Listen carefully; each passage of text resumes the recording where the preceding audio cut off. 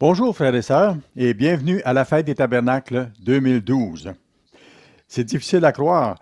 C'était hier la fête 2011. C'est déjà loin derrière nous et beaucoup de choses se sont passées dans la prophétie.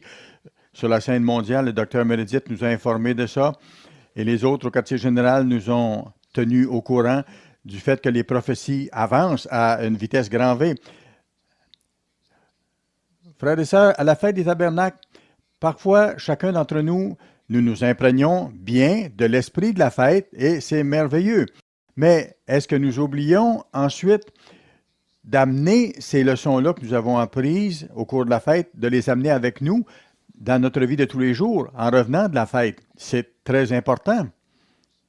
Ça fait partie de nos responsabilités. Une des plus grandes leçons que j'ai eu à apprendre au cours des années, c'est une leçon concernant la foi. Frères et sœurs, chacun de nous, cette année, en 2012, nous avons été testés, éprouvés d'une façon ou de l'autre, et même de différentes façons. Et chacun d'entre nous avons dû nous examiner. Nous avons dû croître dans la foi.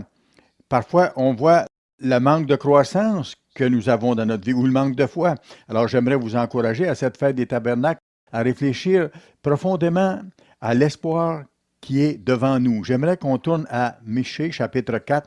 Il y a un espoir merveilleux qui nous attend et nous devons en être conscients. Il arrivera, verset 1, dans la suite des temps, que la montagne de la maison de l'Éternel sera fondée sur le sommet des montagnes, qu'elle s'élèvera par-dessus les collines, et que les peuples y afflueront. Quelle époque merveilleuse ce sera quand cela se réalisera. Et ça va se produire. Vous pouvez avoir foi et certitude que cela va s'accomplir selon la parole de Dieu. Verset 2. Des nations s'y rendront en foule et diront, venez et montons à la montagne de l'Éternel, à la maison du Dieu de Jacob, afin qu'il nous enseigne ses voies et que nous marchions dans ses sentiers. Car de Sion sortira la loi et de Jérusalem la parole de l'Éternel. Ce sera une société qui va observer les lois de Dieu. Ce sera vraiment un monde heureux dirigé par ceux qui se convertissent actuellement, comme nous allons voir un peu plus tard. Continuons la lecture. Verset 3, et il, en parlant du Christ, sera le juge d'un grand nombre de peuples, l'arbitre des nations puissantes lointaines, de leurs glaives, ils forgeront des joyaux. Si seulement ça pouvait se passer aujourd'hui.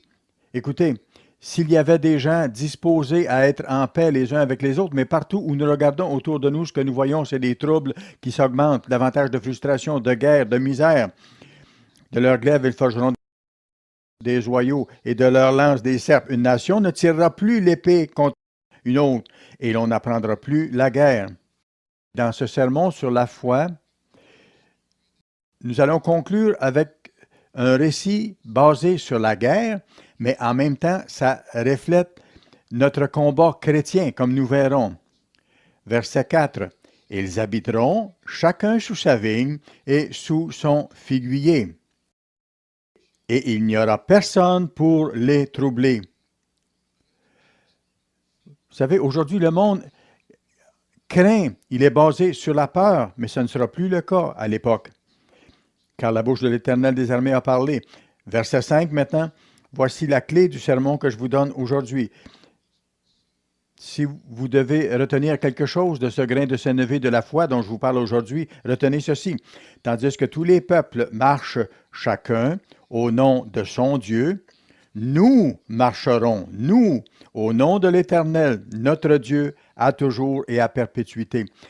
Voilà pourquoi nous devons, nous, maintenant, marcher déjà au nom de l'Éternel.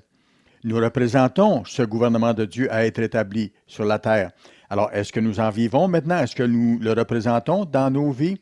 Est-ce que nous reflétons vraiment le gouvernement de Dieu dans tous les aspects de ce que nous faisons? Dans notre façon de vivre, dans notre façon de penser, dans notre façon d'agir?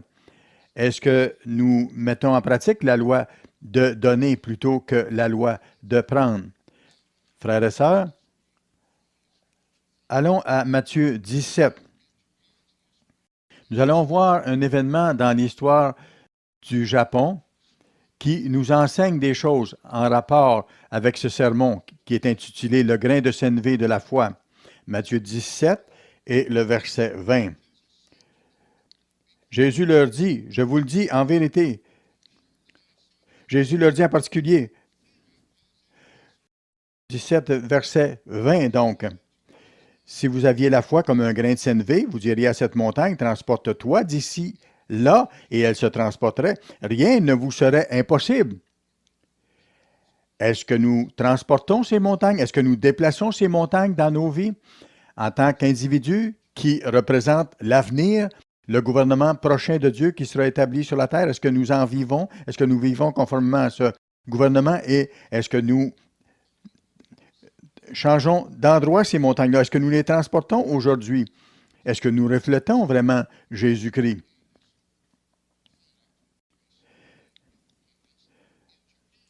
Au Japon, il s'est passé des choses intéressantes il y a quelques années.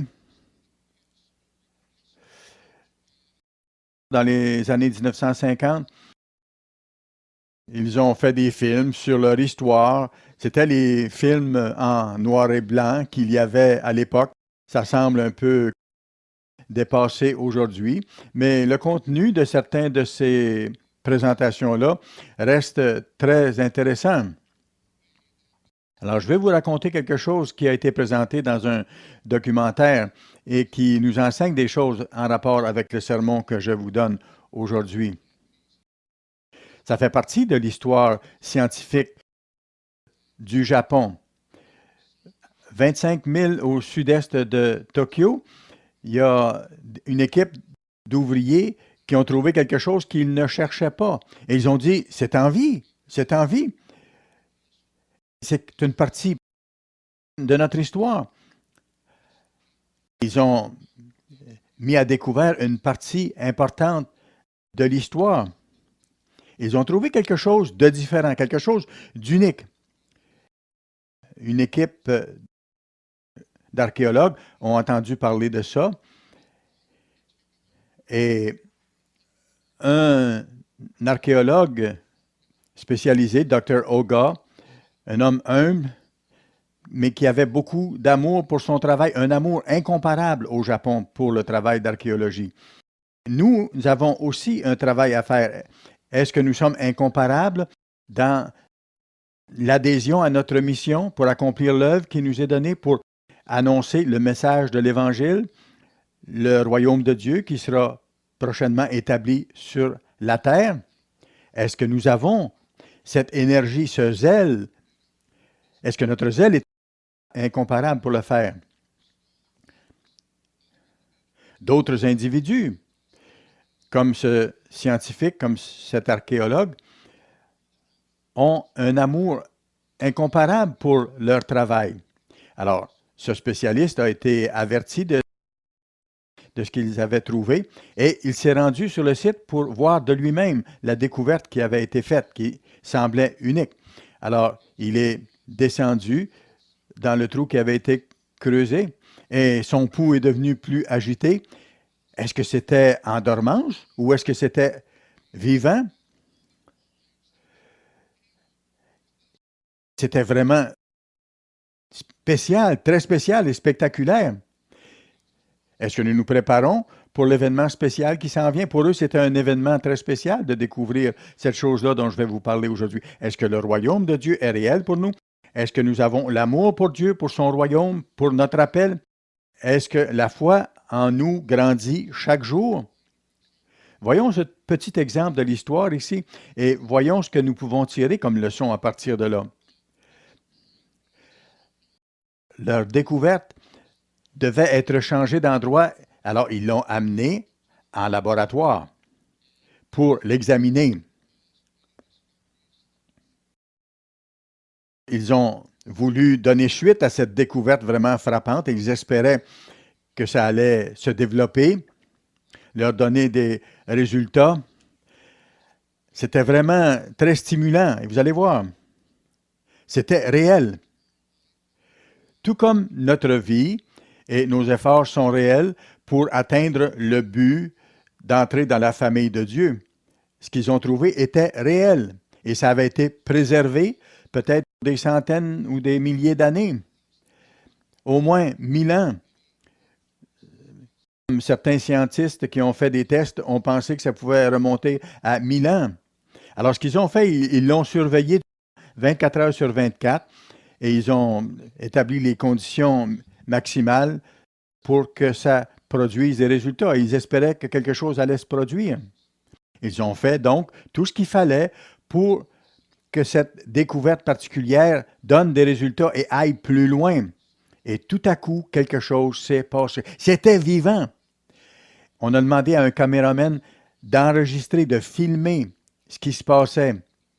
Et la communauté scientifique du Japon a été avertie de ça. Cet élément-là était resté dans le sol depuis peut-être le temps de l'Empire romain. Ce qu'on avait pensé être quelque chose sans vie les rejoignait dans la vie du présent. C'était à même un canot qui était dans la terre. Ça remontait à environ 1000 ans, comme je vous dis. Et ce qu'ils ont trouvé, et ce qui semblait en apparence sans vie, a germé. C'était une toute petite semence. Au bout de 4 jours, la semence a produit un germe. Au bout de 14 mois, c'est devenu une magnifique fleur de lotus rose, très délicate. Frères et sœurs, tout comme chacun d'entre nous, on peut sembler être simplement un argile sans éclat parfois. Dieu est en train de nous façonner, de nous enseigner, de nous modeler et nous croissons. Éventuellement, si nous avons cette semence de la foi en nous pour transporter des montagnes, nous allons nous développer et devenir une magnifique fleur de lotus, pour ainsi dire. Cette semence qui était restée dans le sol pendant très longtemps est revenue à la vie. Est-ce que votre semence de la foi en vous est vivante ou si elle est en dormance ou est-ce qu'elle est en train de s'éteindre? Nous devons nous examiner et tirer les leçons du grain de sénévé de la foi. À cette fête des tabernacles 2012, il est essentiel que chacun de nous comprenions cette leçon du grain de sénévé de la foi. Dans Matthieu 17 et le verset 20, cette petite semence de la foi peut transporter des montagnes. Est-ce que vous voulez transporter des montagnes dans votre vie? Est-ce que vous voulez comprendre la foi? Qu'est-ce qui nous empêcherait de transporter des montagnes? Ce grain de semence est tout petit. Le Christ a utilisé ce modèle pour le royaume de Dieu. Ça commence tout petit, mais ça grandit, grandit, grandit pour devenir le plus grand des arbres. Et les grains de moutarde ou de sénévé, ça grandit, ça germe dans une atmosphère froide. Au Canada, c'est là qu'il y a une grande quantité de ces graines qui germent et qui grandissent. Matthieu 13 et le verset 31. Matthieu 13 et le verset 31, une autre parabole que le Christ a donnée. Il leur proposa une autre parabole et il dit, « Le royaume des cieux est semblable à un grain de sénévé qu'un homme a pris et semé dans son champ. C'est la plus petite de toutes les semences, mais quand elle a poussé, il est plus grand que les légumes et devient un arbre, de sorte que les oiseaux du ciel viennent habiter dans ses branches. » Et le Christ représentait dans ce sens-là le royaume qui s'en vient, qui part tout petit. Ce petit grain de foi fait toute la différence quand nous commençons à comprendre comment les semences fonctionnent. Ça nous aide à voir le cheminement qu'on doit avoir dans la foi. Notons que généralement, ça prend 3 à 10 jours à un grain de moutarde pour germer. Ça prend un certain nombre de jours. Et ça se développe bien dans une atmosphère froide. C'est très significatif. Il faut que ce soit une atmosphère froide pour qu'il y ait germination. La Bible nous dit, quand c'est temps de la fin, l'amour de plusieurs se refroidira. Le monde devient plus dur, plus froid. Au même moment, est-ce que nous sommes attirés par ces choses-là? Est-ce que nous nous laissons aller à tous ces événements autour de nous et est-ce que nous nous refroidissons? Ou si notre grain de sénévé de la foi grandit malgré cette atmosphère froide et dans cette atmosphère froide? L'Almanach dit également que le grain de moutarde grandit dans un sol humide. Donc, il faut de l'eau, un sol humide pour croître dans ce climat froid, si vous voulez. Ça nous donne des leçons. C'est pourquoi à peu près 90% de tous les grains de moutarde viennent du Canada et du nord des États-Unis, bien sûr de certains autres endroits à travers le monde. Donc, il faut de l'eau pour que ça grandisse, comme les chrétiens ont besoin d'eau pour grandir, le Saint-Esprit de Dieu, pour développer la foi. Et ça vient seulement lorsqu'on demande à Dieu de nous donner son Saint-Esprit dans la prière. Je vais vous en parler un peu plus loin. La prière est un élément essentiel pour atteindre ce niveau de développement et que nous ayons l'huile de la foi. D'ailleurs, les graines de moutarde contiennent entre 46 à 48 d'huile et nous devons être remplis de l'huile du Saint-Esprit. Notre niveau en huile, pour ainsi dire, en Saint-Esprit doit être élevé. Nous devons comprendre qu'il nous faut avoir le Saint-Esprit de Dieu en vue d'obtenir davantage de foi, de courage et de zèle pour croître. Les graines de moutarde et les pousses de moutarde sont les plus vieilles herbes médicinales connues. C'est originaire de la région méditerranéenne. C'était utilisé à Rome et dans l'ancienne Grèce. J'ai lu certaines choses là-dessus. J'ai passé à un moment donné un examen médical et le médecin m'avait suggéré de manger davantage de légumes verts. Mais je mangeais un certain nombre de choses vertes, mais je devais en manger davantage. Et le médecin m'avait suggéré des pousses de moutarde et de la moutarde aussi. C'est intéressant. Il y a des bénéfices de santé à ces plantes. Qu'en est-il de nous en tant que chrétiens? Est-ce que nous produisons des bénéfices utiles pour les autres autour de nous ou si nous sommes tournés complètement vers nous-mêmes? Ça dit également que dans la cuisine moderne, les pousses de moutarde et la moutarde elle-même sont utilisées comme épices pour agrémenter les aliments. Écoutez, vous faites un sandwich et vous mettez un peu d'épices dessus, vous mettez de la moutarde dessus ou d'autres épices. Alors, est-ce que vous êtes comme une épice autour de vous dans l'église où vous êtes? Il faut que ça paraisse si vous avez l'amour chrétien en vous. Il faut que ça se développe et que ça puisse être goûté par les autres autour. Qu'est-ce que ça dit encore? Ça dit aussi que les grains de moutarde et la moutarde peut servir pour conserver des aliments, conserver des cornichons et d'autres aliments. Est-ce que vous agissez comme élément de conservation de cette vie chrétienne précieuse? Êtes-vous un exemple chrétien autour de vous, dans votre façon de vivre, dans votre façon de vous comporter, de considérer les autres?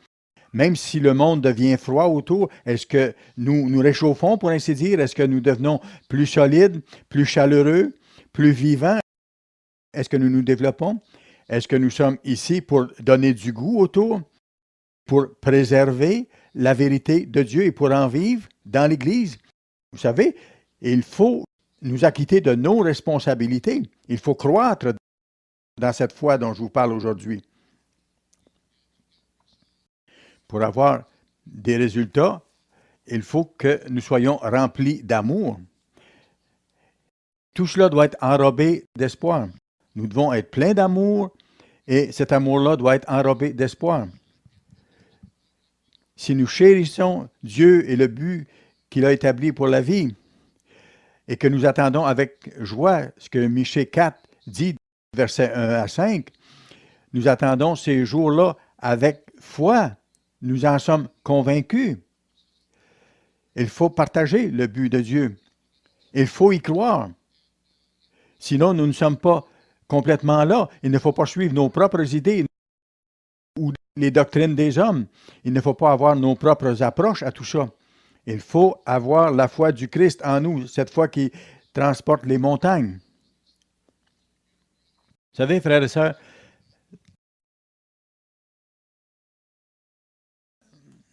la foi doit être basée sur l'amour et sur l'espoir. On le voit dans 1 Corinthiens 13 et le verset 13. 1 Corinthiens 13 et le verset 13. Maintenant, donc, ces trois choses demeurent, la foi, l'espérance, l'amour. Mais la plus grande de ces choses, c'est l'amour. Il faut que ce soit ainsi. Il faut que le tout soit sur une fondation d'amour, un fondement d'amour.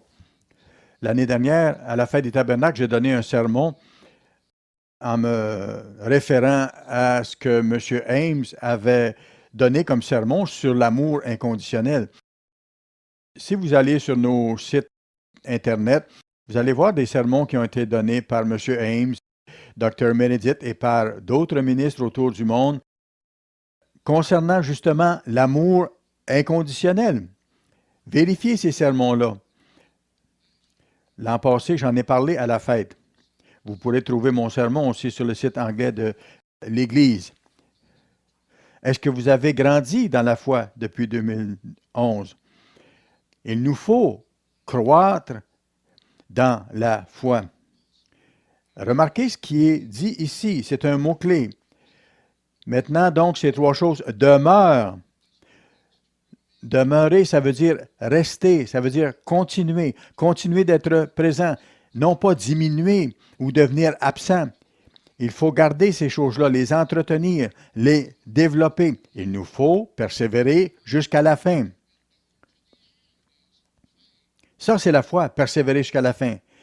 Persévérer jusqu'à la fin, c'est la foi, l'espérance et l'amour.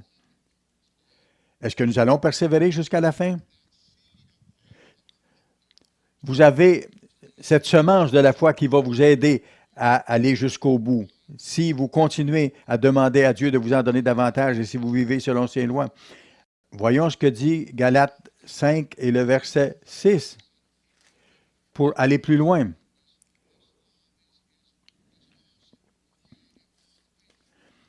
L'amour est vraiment important et c'est interrelié avec la foi, car en Jésus-Christ, ni la circoncision ni l'incirconcision n'ont de valeur, mais seulement la foi qui est agissante par l'amour. Agissante par l'amour. Voyez-vous? C'est clair. Voilà ce qui produit un effet heureux dans notre vie. La foi qui va déplacer les montagnes. La foi travaille dans l'amour. Si nous n'avons pas l'amour, nous n'avons pas la connectivité avec l'espoir et nous ne pourrons pas augmenter la foi en nous et voir le Saint-Esprit augmenter en nous. Le mot agissante ici désigne l'énergie, mais seulement la foi qui est agissante par l'amour, la foi qui opère, la foi qui est en action. Voyez-vous, c'est quelque chose de vivant par le Saint-Esprit de Dieu. La foi agissante par l'amour.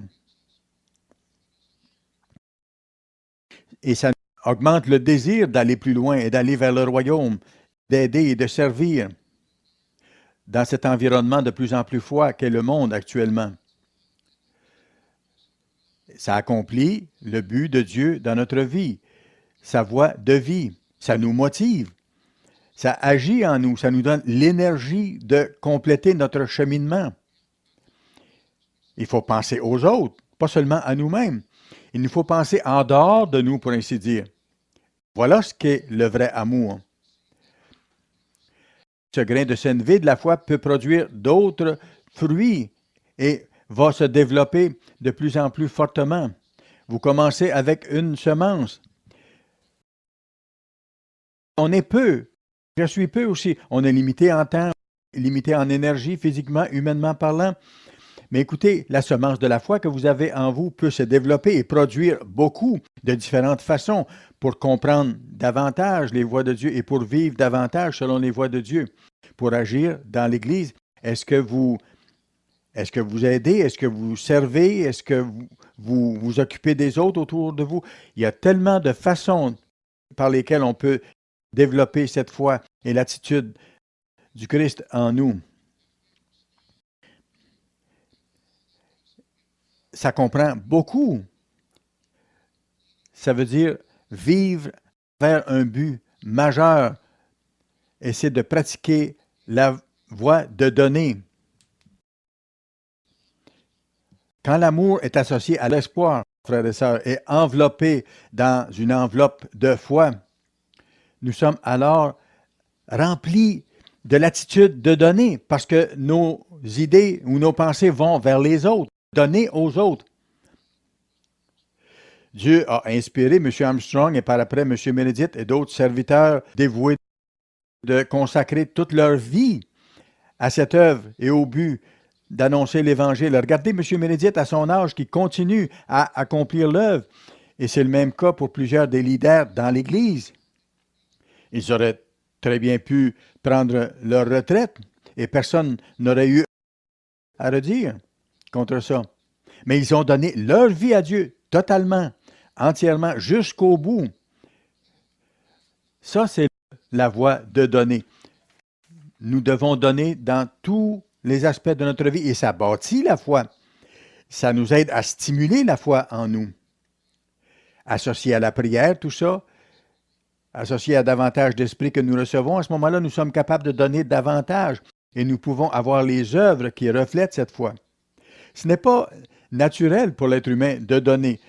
La nature humaine veut prendre, veut recevoir. Mais le fait de vouloir donner, ce sont des fruits de la foi. Par exemple, inviter quelqu'un à manger sans s'attendre à ce qu'eux nous reçoivent par la suite. N'attendez rien en retour. Donnez. Encouragez. Parlez aux autres de bonne façon. Servez les autres de différentes façons. Il y a tellement de moyens par lesquels on peut le faire. Le Père nous a montré cette voie de donner à travers le Christ. Et parfois, plusieurs d'entre nous, ça m'étonne toujours, manquent de comprendre ça. Il s'agit beaucoup plus que d'un gouvernement qui va venir sur la terre. Pourquoi? Parce qu'il y a aujourd'hui des individus dévoués qui ont consacré leur vie totalement à servir Dieu, à accomplir son œuvre et à développer le caractère de Dieu. C'est ce que nous devons faire. On a les exemples des prophètes dans l'Ancien Testament, des hommes et des femmes fidèles. On a l'exemple de Jésus-Christ, on a l'exemple des disciples. C'est formidable. Le Christ va revenir sur la terre, encore là pour servir, pour donner à toute l'humanité, pour les aimer, pour leur donner toutes ces beautés qu'on a vues dans Michée 4 tantôt. Nous avons tous dans l'Église cette responsabilité de refléter cette voie de vie divine. Si ce n'est pas le cas maintenant, si nous ne donnons pas maintenant, si nous ne nous donnons pas totalement à l'œuvre et à changer, comment pouvons-nous nous attendre à être là dans ce gouvernement qui va venir très bientôt sur la terre? Il faut qu'on soit en mesure à ce moment-là de vivre selon la justice de Dieu, selon toute parole de Dieu. Alors, il faut qu'on le fasse maintenant. Si on ne le fait pas maintenant, on ne pourra pas le faire à ce moment-là. Nous devons apprendre à servir. Nous devons faire les choses dans nos vies en tant que chrétiens totalement engagés. C'est le message de la Bible, de la première page à la dernière page. Toutes les Écritures sont pour notre profit, pour nous aider, pour nous enseigner la voie à suivre. Luc 6 et le verset 38. Donnez et il vous sera donné. On versera dans votre sein une bonne mesure, serrée, secouée et qui déborde, car on vous mesurera avec la mesure dont vous vous serez servi. Voyez-vous? Nos actions d'obéissance envers Dieu, à le servir et à donner, même quand ça peut sembler inutile ou pas faisable, si vous voulez. Donner, c'est un acte d'obéissance. Même si, humainement parlant, ça peut sembler impossible. Le sabbat, c'est un exemple. Voyez-vous, frères et sœurs, si nous travaillons le jour du sabbat, alors qu'on est commandé de nous reposer et d'aller à l'assemblée, nous ne nous approchons pas de Dieu. Ça ne développe pas la foi. Il faut être fidèle dans nos dîmes et dans nos offrandes, selon les commandements de Dieu. C'est les choses que nous devons faire.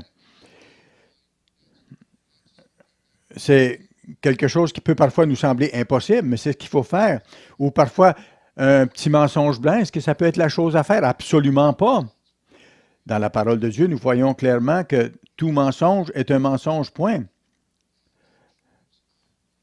Les choses sont vraies ou fausses, bonnes ou mauvaises. Et il faut avoir cette attention à porter aux lois de Dieu pour en vivre comme il faut. Parce que aujourd'hui, autour de nous, c'est rempli de mensonges partout. Nous devons vivre selon la vérité parce que nous allons l'enseigner dans le monde à venir.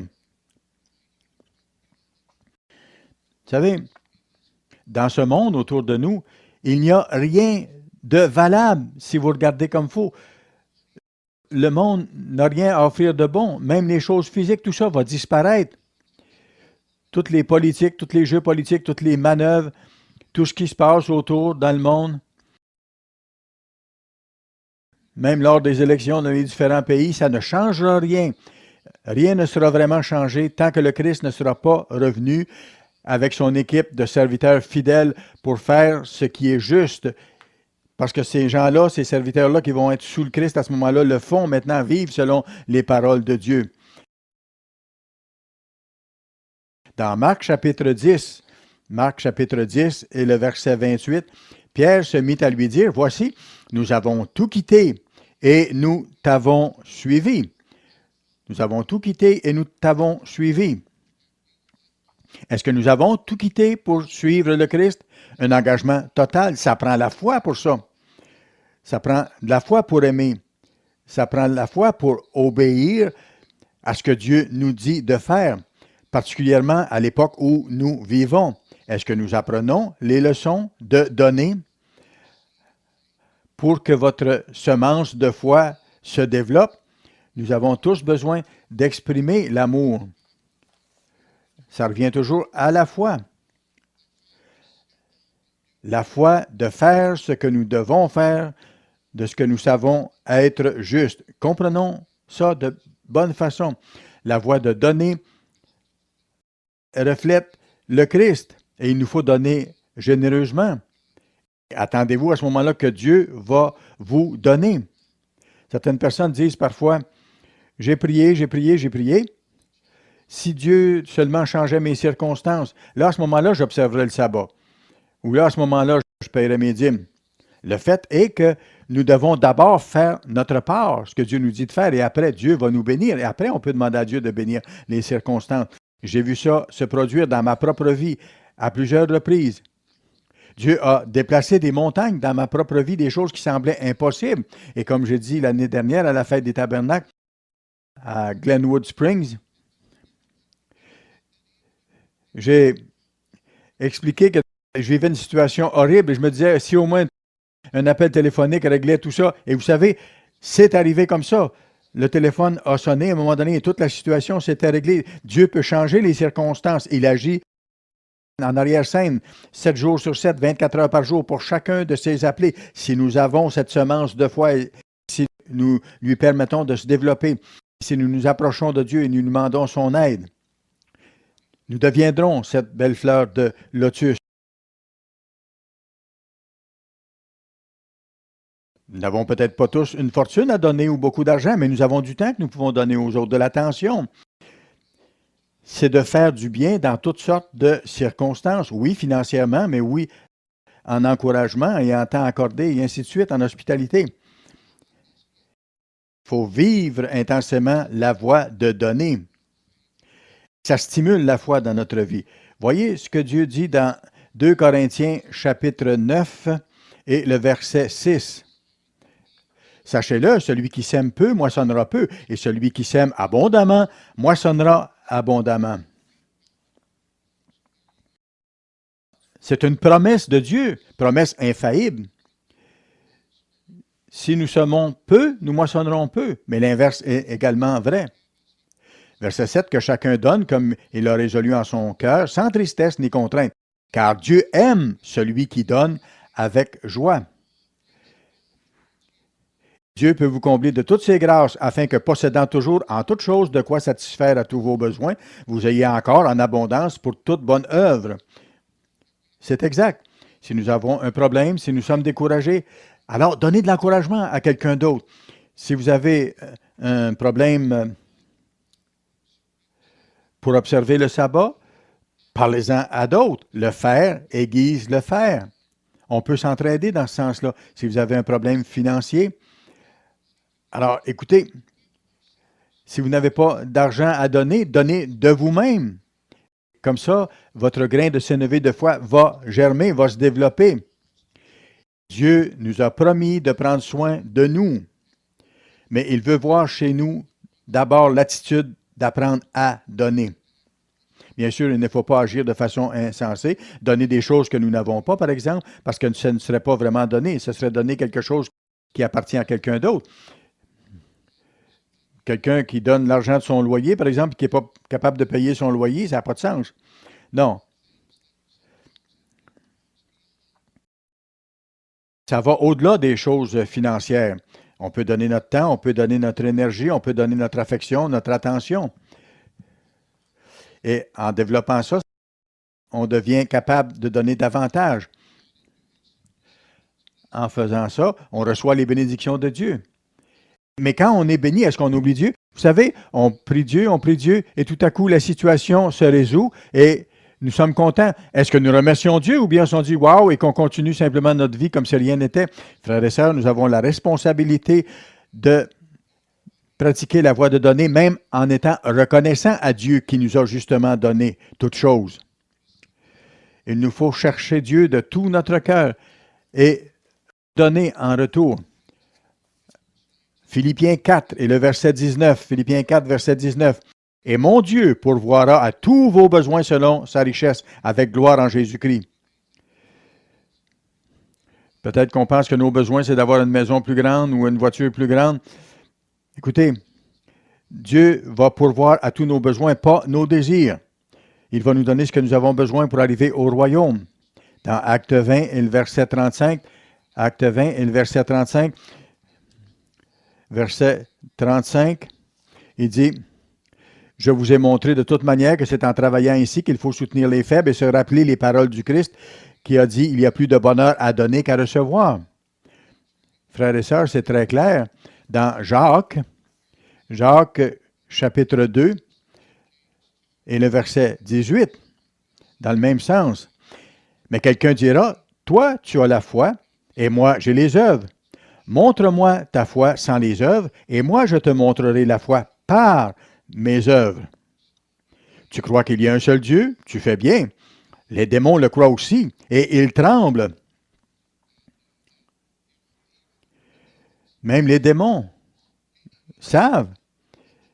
Les démons connaissent votre potentiel et ils ne veulent pas que vous atteigniez votre potentialité humaine. Il nous faut comprendre ces choses-là. Parfois, nous sommes découragés, parfois, nous sommes frustrés dans une situation, ou parfois, nous avons un désaccord autour de nous, dans notre famille ou dans l'Église. Mais il nous faut avoir foi et faire confiance à Dieu et aller de l'avant à genoux.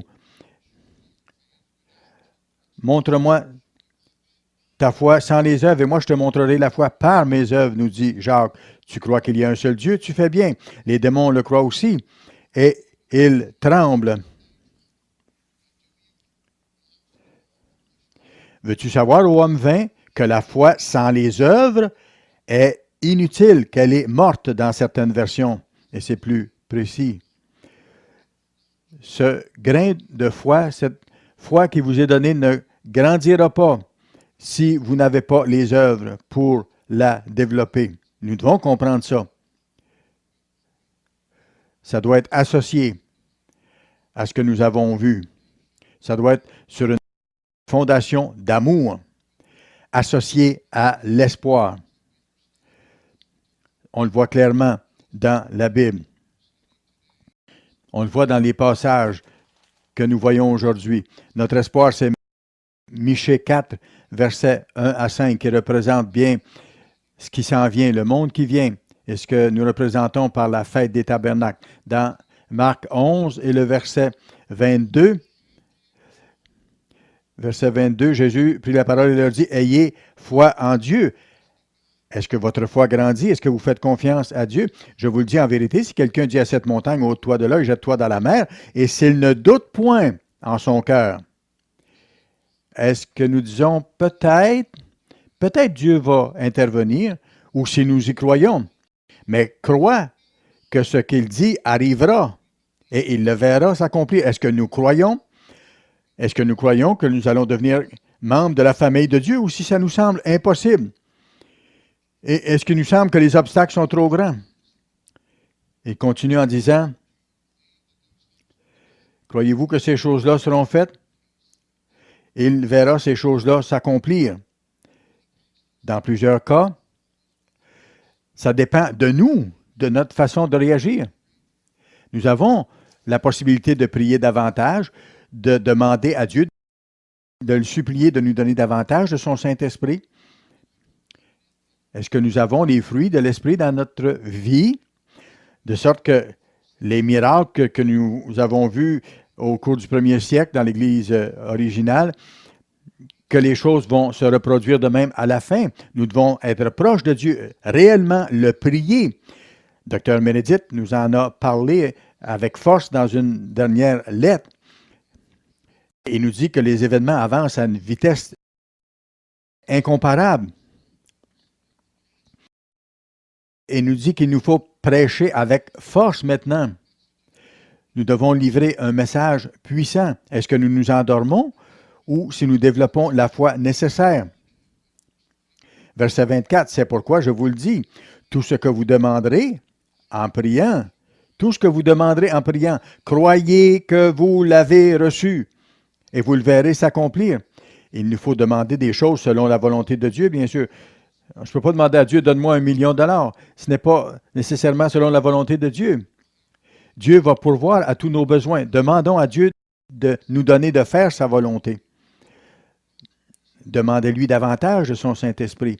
Il veut vous en donner davantage parce que ça va vous aider à aller plus loin et à développer une plus grande foi. Dernièrement, j'ai lu un volume très intéressant. Le titre du volume est intéressant, c'est « Comment faire ressortir le meilleur des gens les pires ». Comment faire ressortir le meilleur des gens les pires, écrit par le Dr. Rick Brickman et Rich Kitchener. Il nous donne des clés importantes pour faire ressortir le mieux des gens. Et il dit ceci, je cite, « Accordez-leur le bénéfice du doute. Présumez que leur comportement problématique cache une intention positive, puis traitez avec eux avec les yeux de la compréhension. » Quelle belle citation! Si les gens du monde comprennent ça, combien plus nous, dans l'Église de Dieu, devons-nous comprendre ces principes de base importants? Je peux vous donner une expérience personnelle que nous avons vécue lorsque nous sommes allés à la fête des tabernacles ailleurs. Vous savez, on arrive dans un pays lointain, parfois avec le décalage d'heure, on est fatigué et ainsi de suite. Nous étions dans un bel hôtel en hauteur, dans les Caraïbes. C'était un beau décor, mais nous n'avions pas le service habituel parce qu'il y avait eu des grèves intermittentes et ça continuait. Un jour, j'ai décidé d'adopter une approche différente. Il nous manquait des serviettes de bain, ils ne nous en donnaient pas assez. Alors, ce que j'ai fait, j'ai écrit une petite carte que j'ai laissée avec un billet de banque de 5 $ et j'ai dit merci beaucoup pour l'endroit que vous gardez si propre. Nous réalisons que vous n'avez pas tout le personnel, mais nous vous remercions de ce que vous faites pour nous quand même. Lorsque nous sommes revenus de l'Assemblée de l'Église, et vous savez, il y avait un beau petit papier écrit de la main de la personne qui était venue et qui nous disait « Merci de comprendre notre situation. Nos excuses de ne pas vous donner tout le service que vous avez d'habitude. » Et la dame avait laissé une pile de serviettes de bain, de même que plusieurs autres petites choses encourageantes. Voyez-vous, parfois, on ne peut pas toujours mesurer les choses parce que nous voyons. Il nous faut aller plus loin. Et il faut nous présenter avec la voie de donner, avec la foi que Dieu va intervenir et va nous bénir. Ça a été une belle leçon que nous avons appris, mon épouse et moi, il y a quelques années. Et à cette fête particulière, ça avait été très éprouvant. Beaucoup de difficultés, d'obstacles à ce moment-là, beaucoup de défis. Nous aurions pu facilement nous laisser aller à être découragés ou frustrés. Mais non, nous avons demandé à Dieu de nous aider. Nous avons la responsabilité de donner aux autres. Et nous avons appliqué cette loi et Dieu nous a bénis abondamment. C'est la vraie voie de vie. Sincèrement, frères et sœurs, il nous faut comprendre ces choses-là. Il faut donner aux autres êtres humains, donner le bénéfice du doute, oui, mais est-ce qu'on ne devrait pas faire la même chose envers Jésus-Christ et envers le Père? Quand le Père et Jésus-Christ disent qu'ils vont faire quelque chose pour nous, accordons-leur au moins le bénéfice du doute qu'ils vont le faire. Mon épouse et moi, et ma fille et mon gendre, nous avons vécu différentes épreuves au cours des années, épreuves de maladie et autres. Nous avons été durement éprouvés. Et quand on regarde en arrière, on aurait pu nous tourner vers nous-mêmes et nous décourager. Parfois, on avait des creux de vagues majeurs, mais on s'était forcé, en priant Dieu, de penser en dehors de nous-mêmes, en lui demandant son Saint-Esprit. Nous avons demandé à Dieu de nous montrer ce que nous avions à apprendre dans ces situations-là. Et vous savez, Dieu nous a répondu et il nous a appris tellement de choses. C'était enthousiasmant. Et ça a été merveilleux. Alors, nous voici encore aujourd'hui. Moi, ça fait 46 ans que je suis dans l'Église. Mon épouse, ça fait 50 ans. Nous sommes toujours là, encouragés, enthousiasmés. Même si ça a été difficile à certaines occasions, ça a été positif dans l'ensemble et ça nous a menés plus loin. Et nous sommes enthousiasmés vers ce qui vient. Il faut tenir jusqu'à la fin, tenir bon. Il nous faut tenir bon. Il nous faut persévérer jusqu'à la fin. Il faut avoir cette énergie dedans de nous pour y arriver. Galates 6 et le verset 9, c'est très clair. Galates 6 et le verset 9. Ne nous lassons pas de faire le bien. Ne nous lassons pas de faire le bien. C'est très facile de se lasser de faire le bien, de se décourager et de laisser aller les choses, car nous moissonnerons au temps convenable si nous ne nous relâchons pas. Gardons ce principe à l'esprit. Vous savez, après cette fête des tabernacles, on ne sait pas ce qui va nous arriver au cours de l'année qui s'en vient. Ainsi donc, pendant que nous en avons l'occasion, pratiquons le bien envers tous et surtout envers les frères en la foi, spécialement envers les frères dans la foi. Ceux qui sont assis à côté de vous à la fête ici, ou si vous écoutez ce sermon-là par après sur une vidéo à la maison, à un autre moment donné. Gardez les leçons précieuses que nous apprenons à la fête. Vivez-en. Il nous faut garder avec Dieu une relation de révérence, une attitude de dévouement, d'obéissance, une attitude de donner. Toujours, toujours, constamment. Ne pas nous lasser de faire ça. Enlevons les obstacles de notre vie. Enlevons les embûches. Et laissons ce grain de saine vie de la foi germer et se développer. Quand nous sommes tentés de ne pas prier, alors nous avons encore davantage besoin de prier. Il ne faut pas cesser de marcher avec Dieu chaque jour.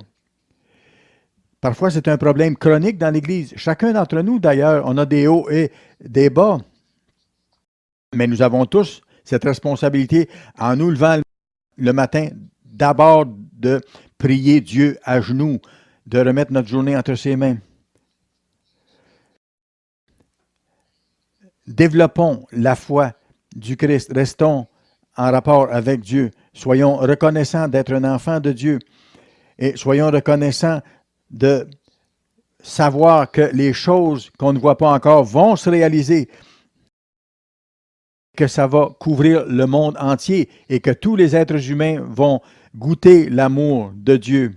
Le monde actuellement se refroidit autour, mais vous et moi, nous devons développer la foi, développer l'amour de Dieu, développer l'espoir.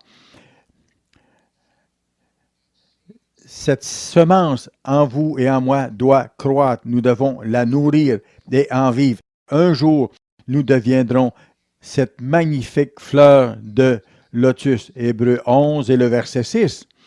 Sans la foi, il est impossible de lui être agréable, car il faut que celui qui s'approche de Dieu croit que Dieu existe et qu'il est le rémunérateur de ceux qui le cherchent diligemment.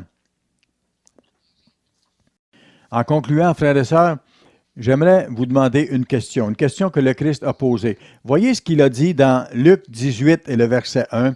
Luc 18 et le verset 1. C'est très clair ce que le Christ a dit. Jésus leur adressa une parabole pour montrer qu'il faut toujours prier et ne pas se relâcher. Souvent, nous manquons de zèle, nous nous relâchons ou nous nous apitoyons sur nous-mêmes, ce qui fait que notre semence de foi ne se développe pas. Et nous pensons que nous n'y arriverons pas. Nous nous permettons de nous laisser être découragés et parfois déprimés. Vous savez, frères et sœurs, il nous faut prier davantage, ne pas négliger. Regardez le verset 2. Il dit, il y avait dans une ville un juge qui ne craignait point Dieu et qui n'avait d'égard pour personne. Il y avait aussi dans cette ville une veuve qui venait lui dire, fais-moi justice. Pendant longtemps, il refusa. Mais ensuite, il dit en lui-même, quoique je ne craigne point Dieu et que je n'ai d'égard pour personne, néanmoins, parce que cette veuve m'importune, je lui ferai justice, afin qu'elle ne vienne pas sans cesse me casser la tête. Le Seigneur ajouta, entendez ce que dit le juge inique. Et Dieu ne fera-t-il pas justice à ses élus qui crient à lui jour et nuit, et tardera-t-il à leur égard? Je vous le dis, il leur fera promptement justice. Mais quand le Fils de l'homme viendra, trouvera-t-il la foi sur la terre? Voici la question. Quand le Fils de l'homme viendra, trouvera-t-il la foi sur la terre? Voyez-vous, frères et sœurs, chacun d'entre nous, nous avons été appelés par Dieu. Nous avons un combat quotidien à mener, mais nous avons les promesses de Dieu pour nous aider à éliminer le péché de nos vies et à vivre selon la justice de Dieu. Parfois, il nous arrive de nous décourager un peu. Et ça peut nous ralentir beaucoup. Ne laissons pas ces choses-là arriver. Lorsque vous êtes tenté de vous laisser abattre par ce genre d'attitude, retournez à genoux et priez Dieu. Demandez à Dieu d'avoir davantage de son Saint-Esprit. Dans votre prière, demandez à Dieu de vous permettre de donner à d'autres dans ces circonstances-là. Et vous savez, parfois, dans ces circonstances, quand certaines personnes nous ont offensés ou nous ont opprimés, c'est le temps de prier pour ces individus-là. Parce que le Christ dit, ils ne savent pas ce qu'ils font. Ce monde ne connaît pas les voies de Dieu. Ce monde fait les choses comme il pense, selon ses voies. Ils n'ont pas la crainte de Dieu. Ils ne connaissent pas Dieu. Nous connaissons la vérité. Nous connaissons les voies de vie de Dieu et nous devons en vivre. Nous devons vivre par les paroles de la foi. Laissons cette semence de foi grandir en nous, à l'intérieur de nous. J'ai une petite histoire, un récit à vous raconter. Je vais vous parler d'un individu qui n'était pas converti, un général fameux. Il y a quelque chose qui s'est passé à cause de ce que lui croyait. Il avait la foi. On a vu l'histoire de cet archéologue japonais qui a trouvé cette petite semence dormante qui s'est développée en une fleur magnifique. Mais voici l'exemple d'un homme qui n'était pas converti, mais qui a fait preuve de foi envers Dieu. Qu'en est-il de nous? Lorsque nous pensons à Michée 4, versets 1 à 5, est-ce que ça nous anime? Est-ce que ça nous motive? C'est ce qui s'en vient avec certitude. Un temps merveilleux que nous représentons par la fête des tabernacles que nous vivons maintenant.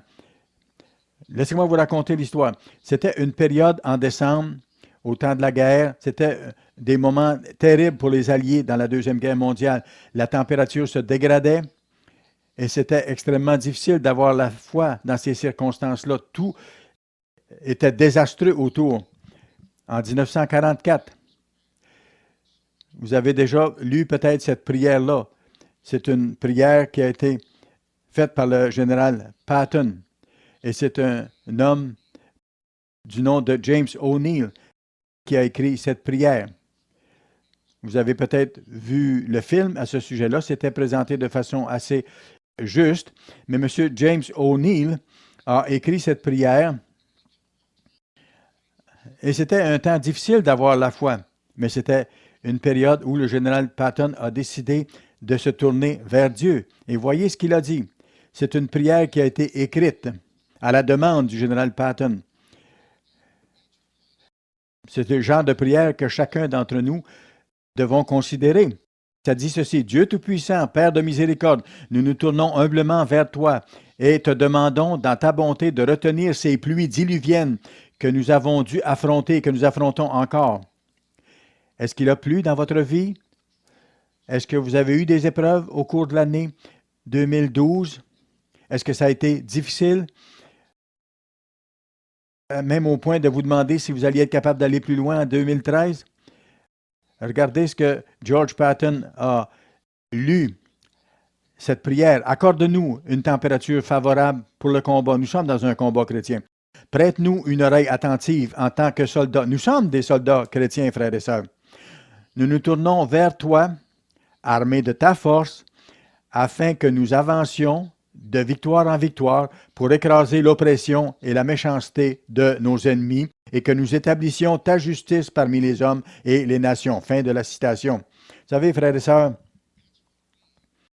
c'est notre but. C'est ce que nous allons faire éventuellement.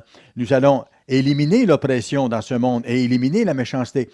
Et il nous faut rester dévoués et engagés, faire en sorte que la semence de la foi en nous se développe.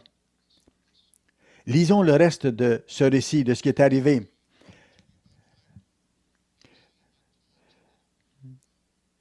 C'est vraiment intéressant et ça nous enseigne beaucoup.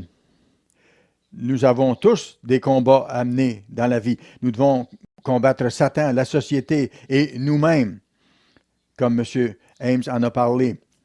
Quand nous regardons tout ça, le général Patton ne s'est pas arrêté devant les embûches. Qu'en est-il de nous? Est-ce que nous allons laisser quelque chose dans ce monde nous empêcher d'atteindre notre but? Le but qui va nous permettre de changer ce monde entier, d'apporter la paix et l'amour à ce monde qui souffre tellement. Continuons à lire. James O'Neill a dit, alors que je réfléchissais à la prière que le général Patton lui avait demandé d'écrire, il dit, je réfléchissais à ça, et tout à coup, le général Patton m'a renvoyé un message en disant, faites 250 000 copies de cette prière et assurez-vous que chaque homme de la 3e armée ait une copie de cette prière. M. O'Neill était frappé par cette demande. La température était horrible. M. Patton a dit, Monsieur l'aumônier, asseyez-vous un instant, je veux vous parler concernant la prière. Il a dit, Monsieur l'aumônier, combien de prières s'élèvent de la 3e armée vers Dieu en cette période? L'aumônier a dit, je ne crois pas que beaucoup de prières sont adressées à Dieu sur le champ de bataille ces jours-ci. Prier dans ces conditions-là, c'est difficile. C'était des conditions de guerre. Les gens voyaient de la misère, des morts, des blessures autour d'eux. Parfois, c'est dur, vous savez, de réellement centrer notre attention sur la prière dans les circonstances difficiles que nous vivons. Mais il nous faut demander davantage de son Saint-Esprit, même dans des circonstances difficiles.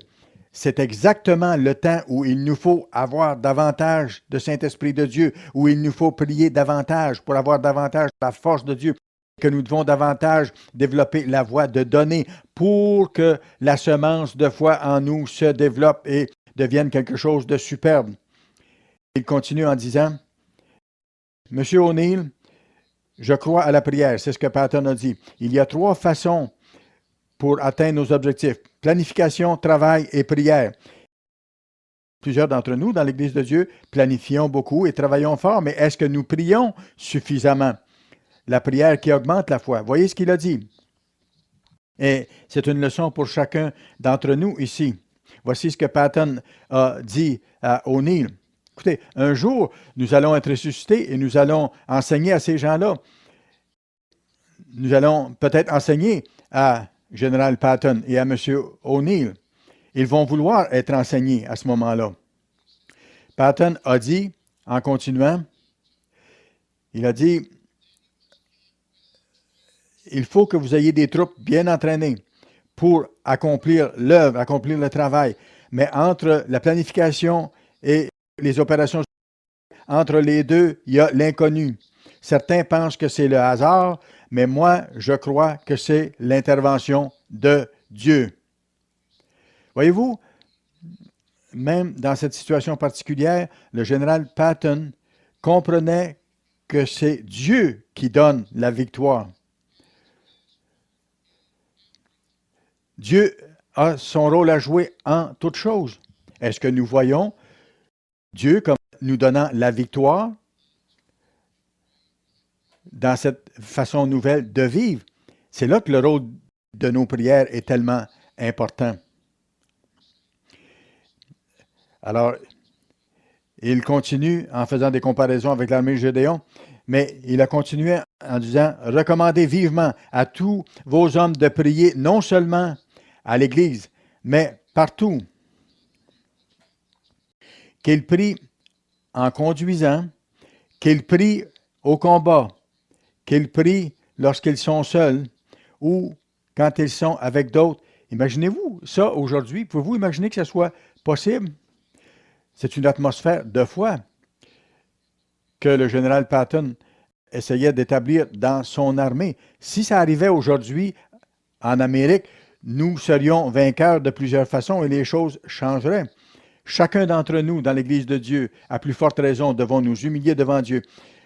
Voyez ce que le mémo final disait. Il voulait que les hommes prient. Je lis seulement une portion de ça. Recommandez vivement à tous vos hommes. Patton parlait à O'Neill, l'aumônier, que les hommes prient non seulement à l'Église, qu'ils prient en conduisant, qu'ils prient au combat, qu'ils prient lorsqu'ils sont seuls, qu'ils prient lorsqu'ils sont avec d'autres, qu'ils prient la nuit, le jour, qu'ils prient pour que la pluie cesse, pour que la température soit favorable à la bataille, qu'ils prient pour la paix. Cette armée a besoin d'avoir l'assurance et la foi que Dieu est avec nous. Avec la prière, nous ne pouvons pas échouer.